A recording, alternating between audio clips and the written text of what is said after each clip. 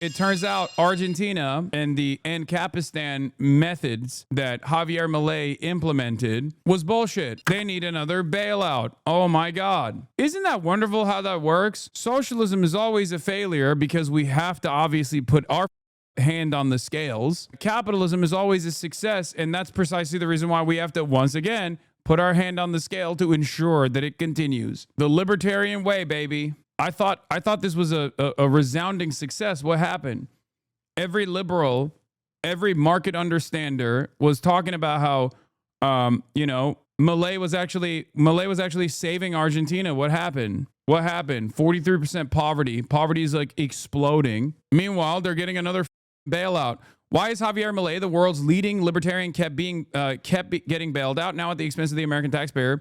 You'd think he'd reject government handouts. Milei is turning to the U.S. after tapping $20 billion from the IMF this year, stretching the fund's capacity for further bailouts to the limit. Argentina had missed its initial IMF targets to rebuild foreign exchange reserves before heavy intervention last week. The country makes up almost half of the IMF's roughly $125 billion in outstanding lending worldwide, far ahead of other big borrowers such as Ukraine and Egypt. Yeah, just like Ayn Rand, baby. This is how libertarians work. Always. And forever. The U.S. Treasury Scott Bessent has said all options are on the table for the Trump administration to support Argentina through a bout of severe market volatility. Trump endorsed Milei on camera today when he was asked about the bailouts. We have a lot of meetings scheduled, but I wanted to meet with the president of Argentina, and we both wanted to meet with friends. He's done a fantastic job, and I'm doing something that I don't often do. I'm giving a full endorsement to him. We just endorsed him for president. As you know, he has a race coming up, and I'm sure he's going to do well, but now I think this hopefully assures it. And to the people of Argentina, we're backing him 100%. We think he's done a fantastic job. He, like us, inherited a mess. And bro, that's how you know he's been dog shit, okay? Make no mistake. That is how you know he's been dog shit, because our dog shit president is endorsing him. That's enough. That's enough for me to know he sucks. But it's cool. Argentina is also very firmly committed to the continuation of Israel's genocide, so they're the good guys. God, I hate this world so much. We are, like, we're cooking everybody, man. We're taking everybody out with us. what he's done to fix it is good, and Scott is working. Yeah, he's so good, so good. Pretty illustrative of the sheer madness of our era that this news is barely registering. South Korea's sitting president literally just said that paying the imperial tribute demanded by the U.S. would bankrupt his country. Well, at least he's less cucked than the EU leaders. We Europeans were told by von der Leyen that our own $1+ trillion tribute deserved our gratitude to President Trump personally for his leadership, and that it would somehow benefit us. This is why I said empires don't die quietly, okay? They strike all around to its closest allies as well on their way out. With their country so that they can get good debt and all of the things that you need to make Argentina great again. So it's an honor for me to endorse the president and the future president of Argentina. Thank you very much. Thank you very much. Thank you very much. That's your endorsement.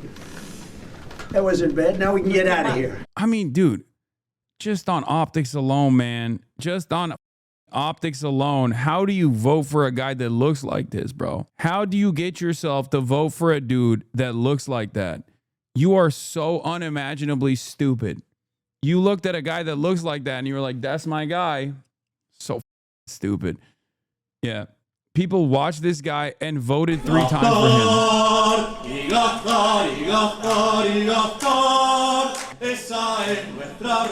Yeah, that's his hero. Like Captain ANCAP or something. I forget what it's called. Everything is so ass. Si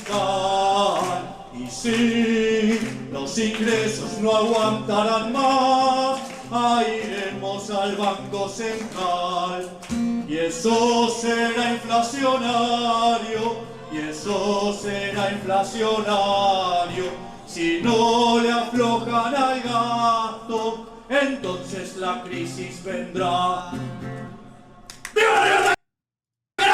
What do you say? What do you do? What do you say? What do you do? He also is famous for doing a cryptocurrency rug pull, but then again, that's one cryptocurrency rug pull president to another cryptocurrency rug pull president. Obviously, they're united in that front as well. Fantastic stuff, man. Fantastic. Are you going to help bail out Argentina, Mr. President? Well, we're going to help them. I don't think they need a bailout. He's done a fantastic job. He's like, no, we do, Mr. President. No, we do. We do need a bailout, please. We need it bad. If you look at where they were when he first ran for office and where they are now, Scott, I would say that it's pretty amazing the job he's done. So the transformation's unbelievable. He inherited the same kind of mess you did, and he's doing the same kind of job. He's doing a Yeah. No, literally. Yes. No, exactly. They're right. He is doing the same kind of job that you're doing, which is bad. It's dog shit. So yeah, you're right. Just not in the direction. It's not exactly a positive moment. He's being a good little boy. Let's give him hundreds of billions of dollars now, please. Really good job. And we've watched it very closely. We've worked with him and the people of Argentina. He's going to become a Peronist again. Okay, that's it. Argentina cannot exist if it's not in some way, shape, or form demonstrating Peronism. That's what he's going to do. He's going to take the bailout money and he's going to start beefing up social safety nets modestly. It's a great place. It's a truly, it's a really, as you know, I've been there. It's a truly beautiful country. And he's going to be very successful, and he's going to be very successful in the election. I think to complete the job, the great job that he's doing, he needs the next term. And he's going to get it based on everything I can say. Secretary Bessie, you said it would be a large and forceful response from the United States. Could you provide any more details on what that intervention? Well, you know what it is. He has our backing. And having our backing, we're doing incredibly well as a country. We've never done this well, actually, as a country, including the stock market, which is setting new records virtually every day. And we are...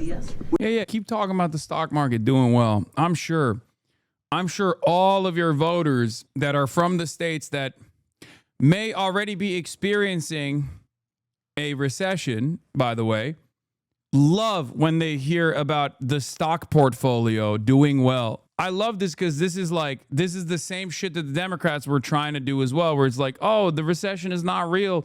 It's a vibe session. Everything is great. Shut the f up. And people were like, no, everything is not great, actually. Yeah. Keep thinking about Tylenol and how it's causing people to be autistic or whatever. I'm sure that'll be enough to soothe the masses. Yeah, here is the net approval. YouGov polling on inflation shows Trump's current approval on the issue is essentially the same as Biden's historically low approval during his presidency. He's already hit the Brandon line right here. Fantastic. Net 34% disapproval. How far can we go? CNN were saying Americans think Trump and GOP are doing good on the economy. What do you make of that? Listen to me. Liberals also have a role to play in this. Okay? Liberals and their lack of interest in addressing the material harm that average Americans are experiencing is what gave us Donald Trump in 2016. And then their consistent efforts to also continue refusing to address the material harms that Americans were experiencing gave us Trump again. They can say people are doing great, but the broader reasons why people don't feel so great about the economy are still there. No one is fixing them. The housing market is like one of the most consequential aspects of this problem. No one wants to fix it. Part of that is because wealthier people who have access to capital, homeowners, because home ownership is seen as the only way to develop a nest egg, the only way to develop like any sort of capital accumulation, because it's tied back to your net worth, and you can leverage against it as an asset, and you can get mortgages out and stuff like that, is the only upward social mobility mechanism that remains. And those people don't want the housing market to turn around. It's still, I mean, it's a much worse percentage of ownership, home ownership in this country than all of the other nations, especially if you go to like Eastern Bloc, former Soviet countries and whatnot, where it's like upwards of 90%. Having said that, that's still a pretty significant chunk of the people who actually go out and vote. A significant chunk of the people who go out and vote consistently, reliably, they are homeowners. Okay? And therefore, no one is choosing to address the inventory issues. No one is choosing to address how we are utilizing home ownership. It is what it is. Okay? So that's one major issue. But the broad majorities are experiencing tremendous discontent, tremendous issues, because it's just unaffordable. It's unaffordable to rent. It's getting more and more costly year over year. So that's one aspect of it. Okay? That's one problem that they are never fixing. What the hell?